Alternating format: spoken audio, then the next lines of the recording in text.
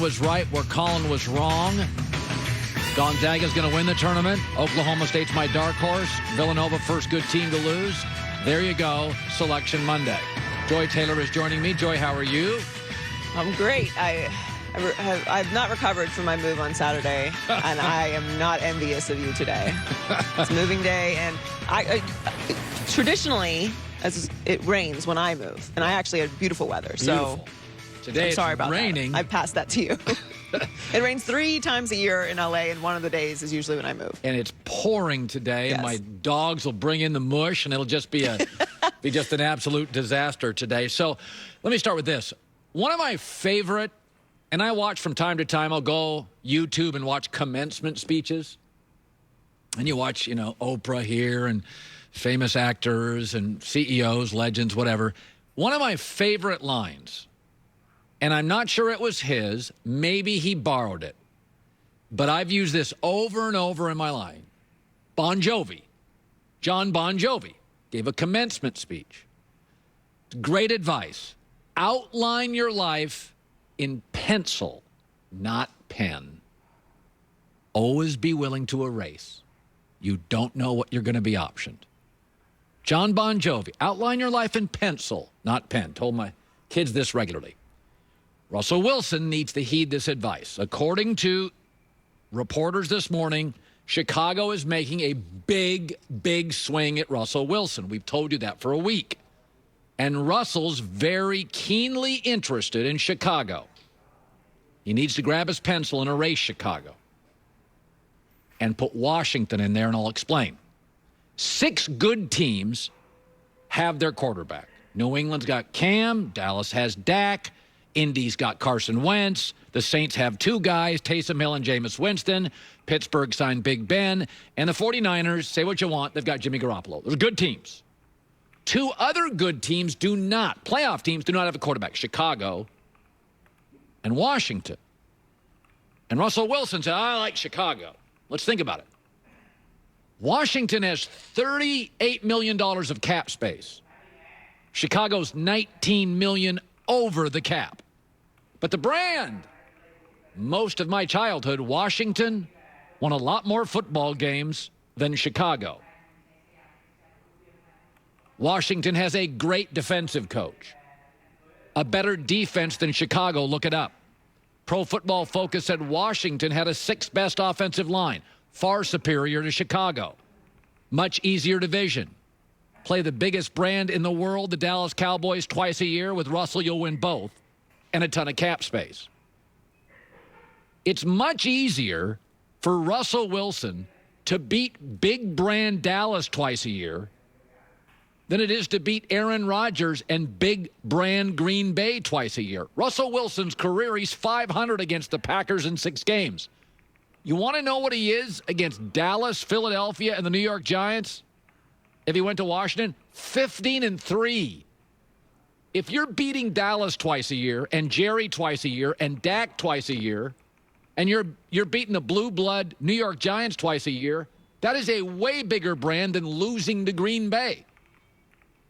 Outline your life in pencil, not pen. You want to know what Washington is? 1 year ago, they were Tampa before Brady took it. What was Tampa? They'd been 7-9, veteran head coach, super talented defense, promising O-line. Tampa was 7-9. Wait, Washington was 7-9.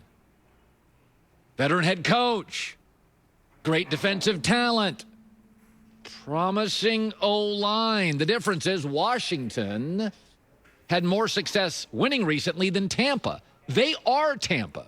And Tom Brady looked around the league. He could go anywhere, right? Like anywhere. And Tom said, all right, I got the coach. I got the championship defense. I got some offensive pieces I like.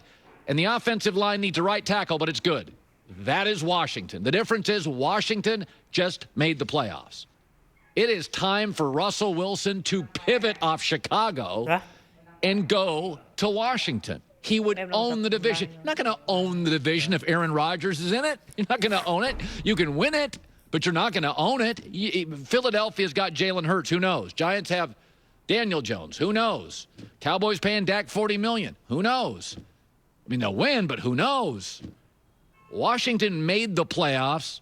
Taylor Heineke was quarterbacking in the end. Pencil, not pen. Erase.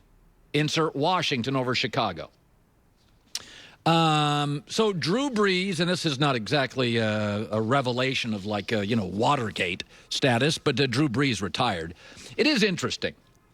Drew Brees is a great example that if you don't look like the prototype, and if your path is different than the prototype, some people can just never get past that. Drew Brees, number one all-time in passing yards. Now think about that. History of professional football in America. He's number one in passing yards. He's number one in completions. He's the only player ever with multiple 5,000-yard seasons. For our television audience, I'm putting up his records. He basically owns all of them or finishes second. And if Drew Brees was 6'4.5", he'd be Peyton Manning with better stats. He has the most games ever of 3 touchdown passes. He has the most games ever of 4 touchdown passes. He has the most games ever of 5 touchdown passes. It's the Steph Curry syndrome.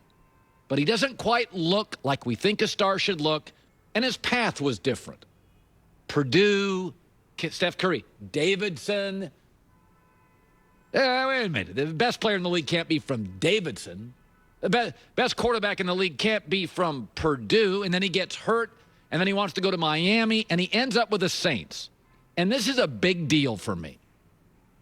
He ends up with the Saints. They were the worst franchise in the league. Just think of what he dealt with the Saints. They were called the Aints. Historically, one playoff win ever.